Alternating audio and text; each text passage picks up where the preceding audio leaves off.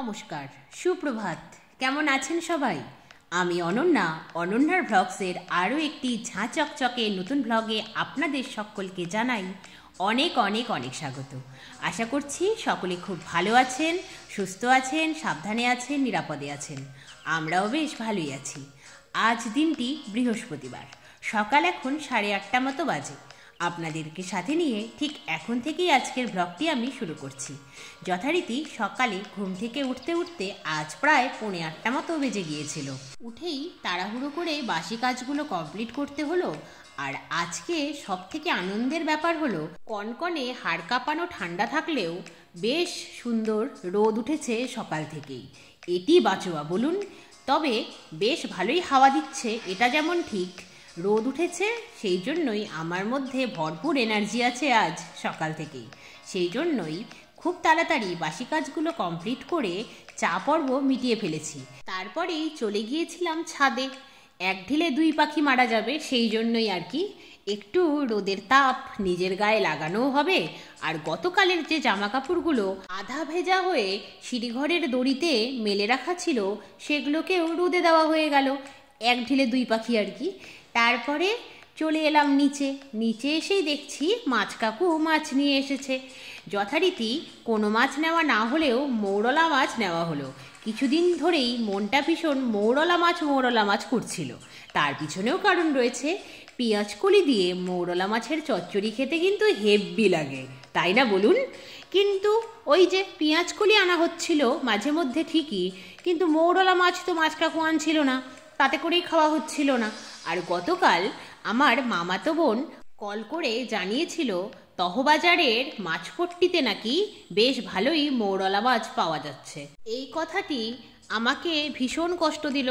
হায় রে, আমি তহবাজারে যেতে পারছি না, তাই মৌরলা মাছ আনাও হচ্ছে না। আর মৌরলা মাছের অভাবে পেঁয়াজকলি আলু দিয়ে ভাজা করে খেয়ে নিচ্ছি, চচ্চড়ি আর খাওয়া হচ্ছে না। আর কটা দিন গেলে তো পেঁয়াজকলিগুলো বুড়ো হয়ে যাবে, চিবিয়েও গলাধকরণ করা তো যাবেই না, উল্টে ডাঁটার মতো ছিবড়ে হয়ে যাবে। তখন আর খেতে মোটেই ভালো লাগবে না। তাই ভাবছিলাম কোথায় যে একটু মৌরলা মাছ পাই। ইস, যদি মাছ কাকু নিয়ে আসতো, তাহলেই আগামীকাল পেঁয়াজকলির চচ্চড়ি খাওয়া হয়ে যেত মৌরলা মাছ সহকারে। আর দেখুন, আমার সেই ইচ্ছেটা আজ পূরণ হতে চলল। মাছ কাকু মৌরলা মাছ নিয়ে এসেছিল, সেই জন্যই মা কিনেই ফেললো। তারপর মাছ কাকু নিজের পাওনা গন্ডা বুঝে নিয়ে চলে যেতেই মাছ নিয়ে খুশি খুশি চলে এলাম রান্নাঘরে এসে মাছটাকে যদিও সিঙ্কের মধ্যে রেখে দিলাম, কারণ আমার সাংসারিক কাজের বিদ্যেটা মাছ কাটা বা মাছ ধোয়া অবধি পৌঁছয়নি এখনো, জানেন। মা বলছে সান্ত্বনা দিদি নাকি ধুয়ে দেবে। এই কথাটি শুনে একটু আশ্বস্ত হলাম বটে যে ঠিকই আছে। তারপরে মা বলল আজকে কি কি রান্না করতে হবে, কারণ গত দুদিন ধরে বেশ অনেকগুলো সবজি কেটে রাখা হয়েছে ফ্রিজে। তাই ডিসাইড করতে হচ্ছে সকালে উঠেই যে কোন রান্নাটা আজকে করা হবে। সেই মতোই আজ ডিসাইড হয়েছে, আজ রান্না হবে পালং শাকের ঘন্ট বড়ি ও বেগুন দিয়ে, তার সাথে মূলোর চচ্চড়ি আলু বেগুন ধনেপাতা দিয়ে, আর তার সাথে বাটা মাছের আলু বেগুন ফুলকপি দিয়ে পাতলা করে ঝোল। আর ভাত তো রয়েছে। এই দেখুন, ম্যান্ডেটরি আইটেমটার কথাই বলতে ভুলে গিয়েছি, উচ্ছে বেগুন ভাজা, সে তো রয়েছে, তার তো কোনো ছাড় নেই। দেখুন, আপনাদের সাথে গল্প করতে করতে এদিকে কিন্তু আমার মূলোর চচ্চড়ি, তার সাথে শাকের ঘন্ট সবটাই হয়ে গিয়েছে। উচ্ছে বেগুন ভাজা সে তো প্রথমেই কমপ্লিট করে নিয়েছি, এখন শুধু মাছের ঝোলটা করলেই কমপ্লিট রান্নাবান্না।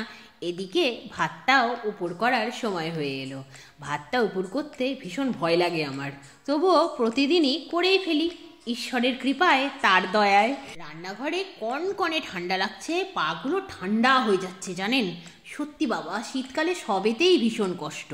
চিমনি থাকার জন্য জানলা দরজা সব কিছু বন্ধ, জানেন।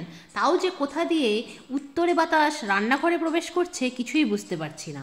ঠান্ডায় হুহু হুহু করে কাঁপছি, আর তাড়াহুড়ো করে রান্নাটা সারার চেষ্টা করছি, কারণ বাবার লাঞ্চ টাইমটা হয়ে গিয়েছে অলমোস্ট।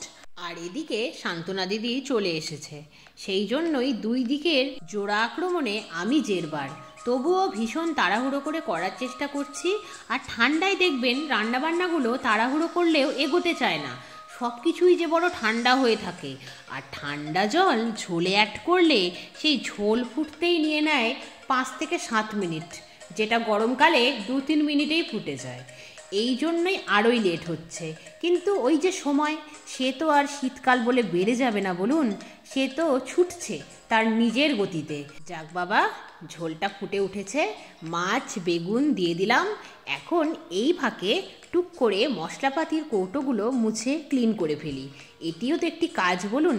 আজকের মতো মশলাপাতির কৌটোদের তো ছুটি, আবার কাল রান্নার সময় ডিউটি অন হয়ে যাবে এদের। মশলাপাতির কৌটোগুলো ক্লিন করে ভাবছি একটু বসি।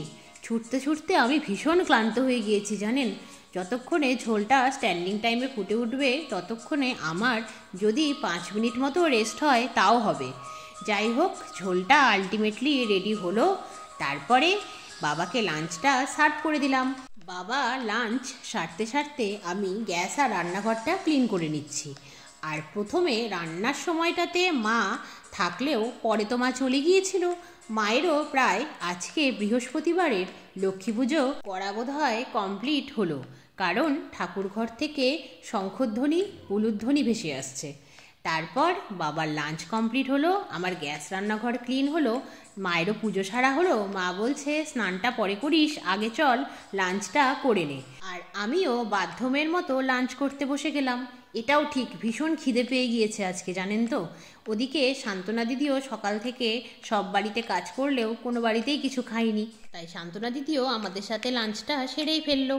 তারপরে যথারীতি স্নান সেরে এলাম। বিকেল হতেই ছাদে এসে জামা কাপড়গুলো তুলে ফেললাম আর গাছগুলোতে জল দিয়ে নিলাম। তাহলে আজকের মতো এই পর্যন্তই। আবার আপনাদের সঙ্গে দেখা হবে খুব শিগগিরই অন্য একটি নতুন ব্লগে। ততক্ষণ সবাই খুব ভালো থাকবেন। আজকের ব্লগটি কেমন লাগলো জানাবেন, ভালো লাগলে একটি লাইক করে দেবেন। চ্যানেলে নতুন হলে চ্যানেলটিকে সাবস্ক্রাইব করে আমার বন্ধু হয়ে যাবেন। টাটা।